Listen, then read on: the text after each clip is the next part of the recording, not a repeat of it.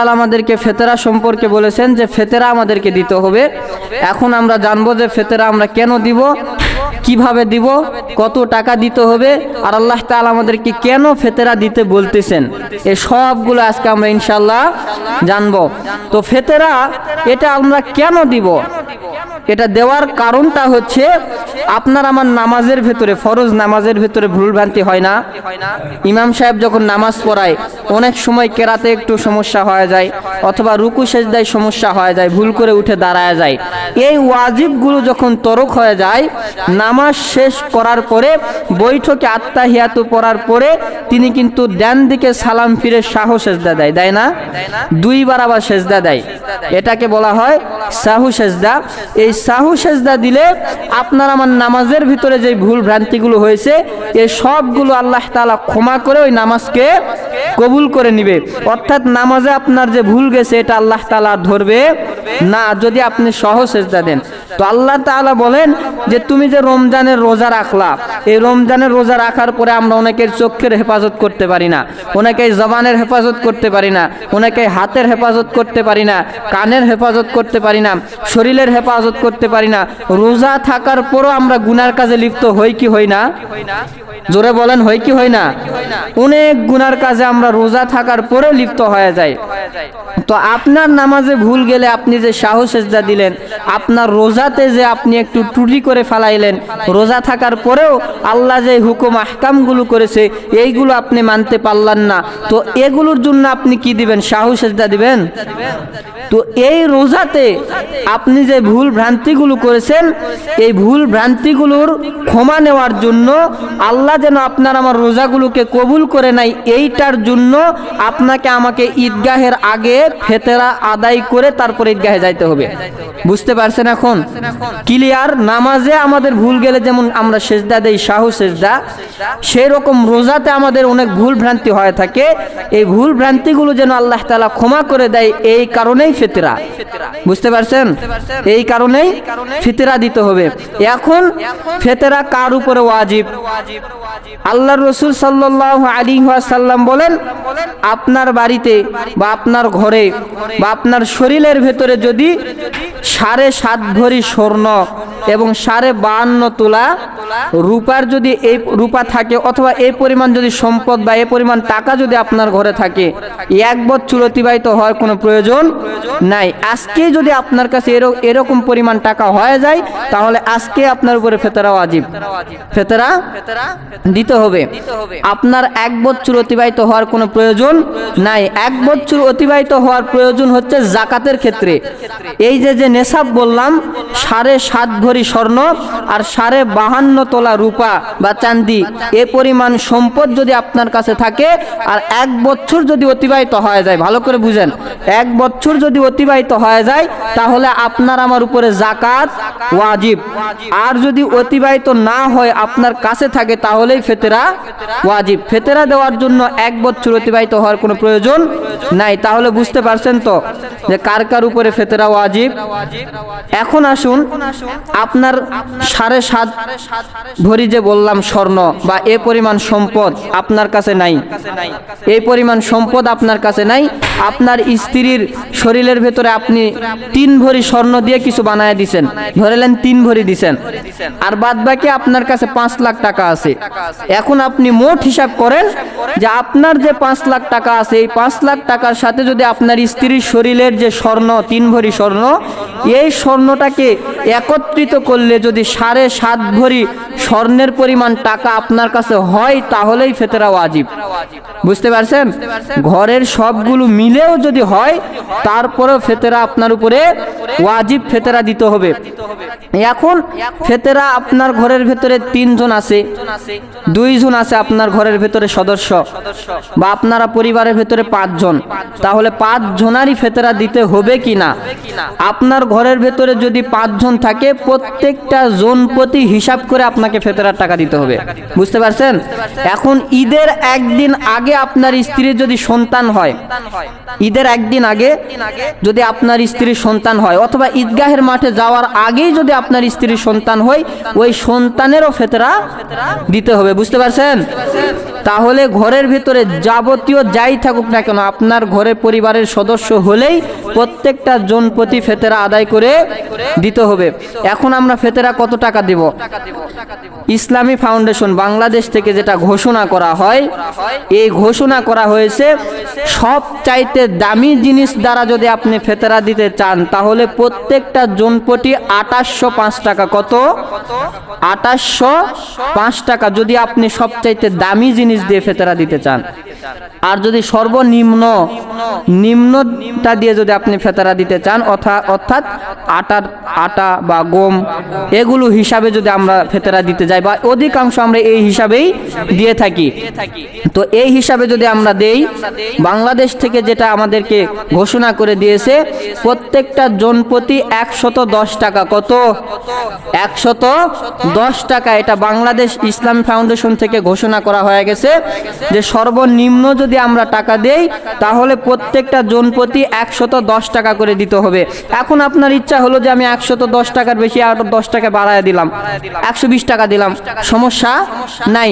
আল্লাহ তাআলার দ্বীনি কাজে সবসময় একটু বাড়ায় দেওয়ার চেষ্টা করবেন, সবসময় বেশি বেশি দেওয়ার চেষ্টা করবেন। নামাজে এসে একটু নফল বেশি নামাজ পড়লেন, রোজার ভেতরে একটু বেশি বেশি জিকির করলেন, তেলাওয়াত করলেন, সবসময় আল্লাহ তাআলার ইবাদতগুলো একটু বেশি বেশি করার চেষ্টা করবেন। 110 টাকা ধরা হয়েছে, এই জায়গাতে আপনার ইচ্ছা হলে আমি 120 টাকা দিব, অথবা 130 টাকা করে দিব, 140 টাকা করে দিব। আপনার ঘরে 2 জন হলে 110 220 টাকা দিলেন, 4 জন হলে 220 440। এরকম ভাবে আপনার ঘরে যতগুলো মানুষ থাকবে প্রত্যেকের হিসাব করে মোট টাকাগুলো আপনাকে ফিতরা দিতে হবে। বুঝতে পারছেন? এখন আসুন আমরা কাদেরকে ফিতরা দিব। অনেকেই মসজিদে এনে ফিতরা দেই, মসজিদে অনেকেই দিয়ে দেয়, জানা নাই মসজিদে দিয়ে দেয়, আবার অনেক মাজারে অনেক দান বাক্সের ভিতরে ঢুকে দেয়, আর আমরা জানি না বিধায়। কিন্তু হাদিস শরীফের ভিতরে আছে, রাসূল সাল্লাল্লাহু আলাইহি ওয়াসাল্লাম বলেছেন, তোমরা ফিতরার টাকা সব সময় গরিব মিসকিনদেরকে দাও। আমাদের ফিতরা দেওয়ার উদ্দেশ্য হচ্ছে যে গরিব মিসকিনরা যাতে করে ঈদের দিন একটু আনন্দ করে তারাও একটু চলাফেরা করতে পারে, তারা একটু নতুন কাপড় পরতে পারে, তারাও আমাদের মতো আনন্দ করতে পারে। এই কারণেই তো ফিতরার টাকা। এটা যদি আপনি ধনী ব্যক্তিকে দেন তাহলে তো লাভ নেই, গরিব ব্যক্তি তো কষ্টেতে থাকলো।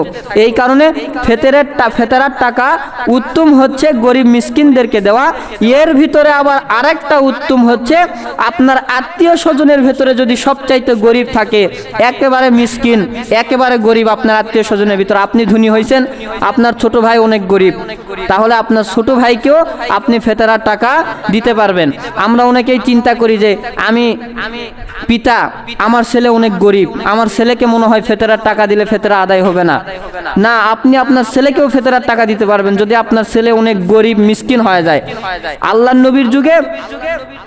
নবীর যুগে মুআজ ইবনে জাবাল নামে একজন সাহাবী অনেকগুলো দিরহাম দিয়ে দিছে ফিতরার, যে নিজের খাদেমকে দিয়ে বলতেছে, যাও তুমি মসজিদে যায় দাঁড়ায় থাকবা, যত গরিব মিসকিন আছে সবাইকে ফিতরার টাকা দিবা। তো এই মুআজ ইবনে জাবালের সন্তান ছিল অনেক গরিব, এই সন্তান যায় ফিতরার টাকা নিছে। তো মুআজ ইবনে জাবাল মনে মনে চিন্তা করতেছে, আমার মনে হয় ফিতরা আদায় হয় নাই, কারণ বাবার টাকা সন্তান নিলে মনে হয় ফিতরা আদায় হবে না। তারা 2 জনে চলে গেছে রাসূলের কাছে, যাই বলতেছে, ইয়া রাসূলুল্লাহ, আমাদের কি ফিতরা আদায় হবে? আমি তো ফিতরার টাকা দেওয়ার জন্য মসজিদে পাঠায়া দিছিলাম, আমার সন্তান গরিব, আমার সন্তান যায় টাকা নিছে, তো এটা কি আদায় হবে কি হবে না? তো আল্লাহর নবী বলছে যে গরিব মিসকিন হলেই যথেষ্ট, সেটা তোমার সন্তানও হইতে পারে, তোমার আত্মীয় স্বজনও হইতে পারে। তাহলে বোঝা গেল আপনি ফিতরার টাকা দেওয়ার উত্তম কায়দা হচ্ছে আপনার পরিবারের ভিতরে বা আপনার আত্মীয় স্বজনের ভিতরে যেই ব্যক্তি সবচাইতে গরিব, একে আগে ফিতরার টাকা দিবেন, তারপরে বাহিরে যেগুলো গরিব মিসকিন আছে এদেরকে যায় ফিতরার টাকা দিবেন। মসজিদে ফিতরার টাকা দেওয়া, বুঝতে পারছেন? এখন এই ফিতরার টাকা আপনি যে দিলেন বা আমরা দিলাম, সবকিছু তো বুঝতে পারছেন, তাই না? কোনো ভেজাল আছে?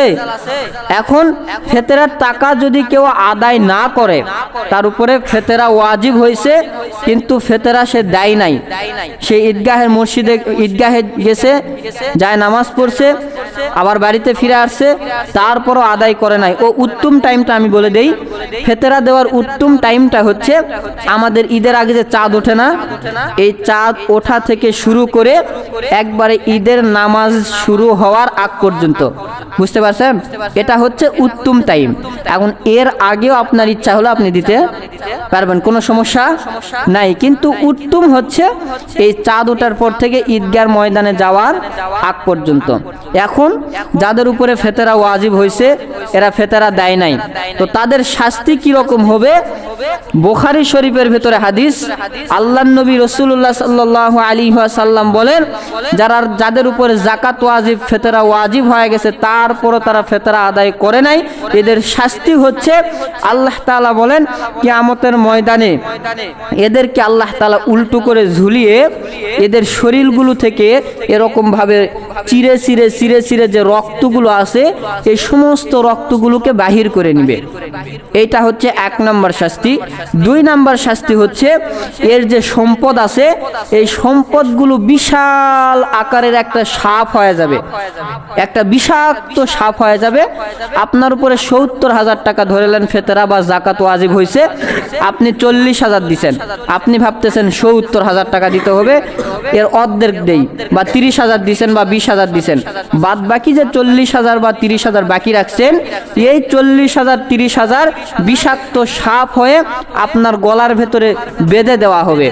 এই সাপটা এসে আপনার গলার ভেতরে এরকম ভাবে পেছে পেছে আপনার সামনে এরকম ভাবে থাকবে। হাদিস শরীফের ভিতরে আছে, তার চোখ বরাবর সাপটা এরকম ভাবে ফোনা তুলে থাকবে এবং তার চেহারায়, শুধু চেহারায় তার বিষাক্ত সাপটা কামড়ানো শুরু করে দিবে। আর এই সাপের এত বিষ হবে, এই সাপের বিষের জ্বালায় এই ব্যক্তি শুধু আকাশ দিকে আর জমিন দিকে, আকাশ দিকে আর জমিন দিকে শুধু লাফাইতে থাকবে। এত বিষ হবে এই সাপের, বিষের জ্বালায় এই ব্যক্তি লাফাইতে লাফাইতে লাফাইতে মাটিকে গর্ত করে ফেল দিবে। 3 থেকে 1 ফুট 1 ফুট করে পানি পড়তে পড়তে পড়তে পড়তে দেখেন ওই জায়গায় গর্ত হয়ে গেছে, অথচ 1 ফুট পানির কি ওজন আছে? তারপরেও পড়তে পড়তে গর্ত হয়ে গেছে। আপনি এরকম লাফাইতে লাফাইতে লাফাইতে লাফাইতে একবারে মাটির নিচে 70 গজ নিচে ঢুকে চলে যাবেন। হাদিস শরীফের ভিতর আসছে যে সাপটা আপনাকে কামড়াবে, এই সাপটা যদি এই দুনিয়ার বুকে এসে একটা করে নিঃশ্বাস ছাড়ত, সাউন্ড একটু বাড়া দাও তো, সাউন্ড বাড়া দাও। হ্যাঁ, এখানে মাইক নাই? ও ও, আমি মনে করতেছি সাউন্ড কম হচ্ছে। আচ্ছা, তাহলে 2 নাম্বার শাস্তি হচ্ছে আপনাকে এই সাপ কামড়ানো শুরু করে দিবে, আর এই সাপের কামড়ে আপনি 70 গজ মাটির নিচে ঢুকে যাবেন। আল্লাহর নবী বলেন, এই সাপটা যদি দুনিয়াতে এসে একটু নিঃশ্বাস ছাড়তো, তাহলে এই নিঃশ্বাসের বিষে পুরা পৃথিবীর যত গাছপালা পশু পাখি আছে সবগুলো মরে একেবারে শেষ হয়ে যেত। তাহলে আপনি চিন্তা করুন তো এই সাপের বিষটা কতটা হইতে পারে, যে সামান্য নিঃশ্বাসের বিষে পুরা পৃথিবীর গাছপালা জন্মানো বন্ধ করে দিত।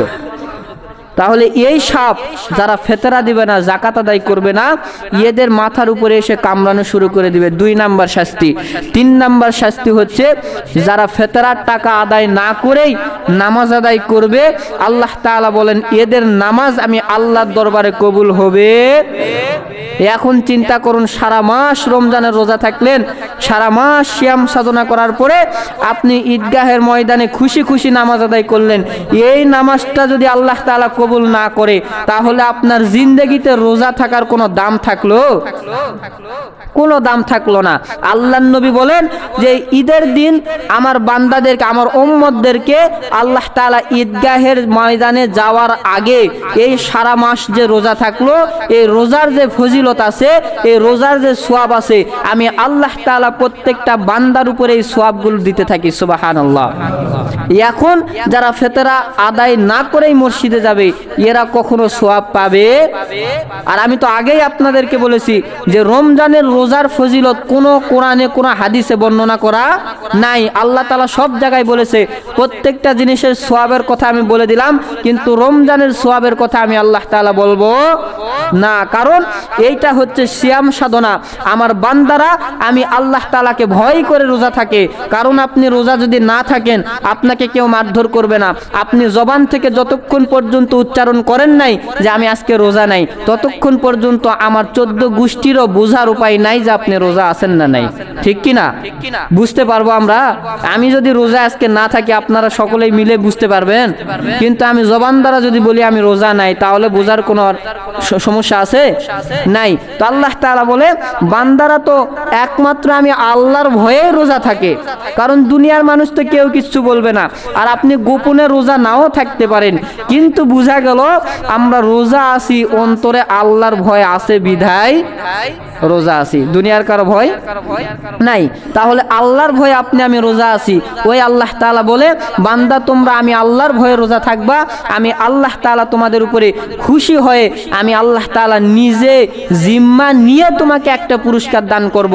এই পুরস্কার দুনিয়াতে আগে বলা যাবে? আপনি আপনার স্ত্রীর জন্য 3 পিস কিনবেন, আগের দিন রাতে বলছেন স্ত্রীকে যে কালকে তোমার জন্য একটা সুন্দর কাপড় কিনে আনবো।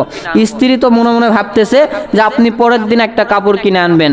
আর যদি এই স্ত্রীকে না বলে একটা হঠাৎ করে এনে সামনে দিতেন, খুশি কম হইতো না বেশি হইতো?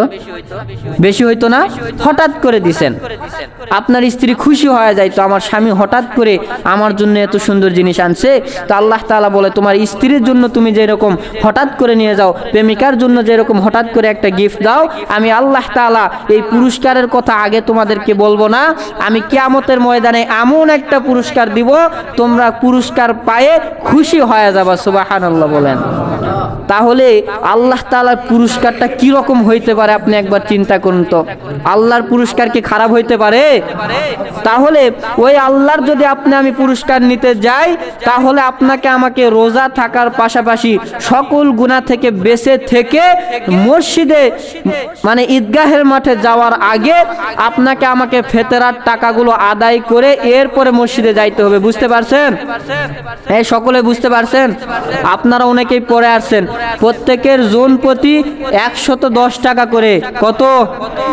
110 করে দিবেন, এবং আপনার ঘরে যতগুলা জনসংখ্যা মানুষ আছে প্রত্যেকের মাথা গুনতি গুনতি করে আপনাকে টাকা দিতে হবে। এখন ঈদের একদিন আগেও যদি আপনার স্ত্রীর একটা সন্তান হয়, এই সন্তানেরও ফেতরা দিতে হবে। বুঝতে পারছেন? এখন রসুলের যুগে ফেতরা দেওয়া হয়তো, রসুলের যুগে এত ডিস্টার্ব করতেছেন কেন আজকে আপনারা?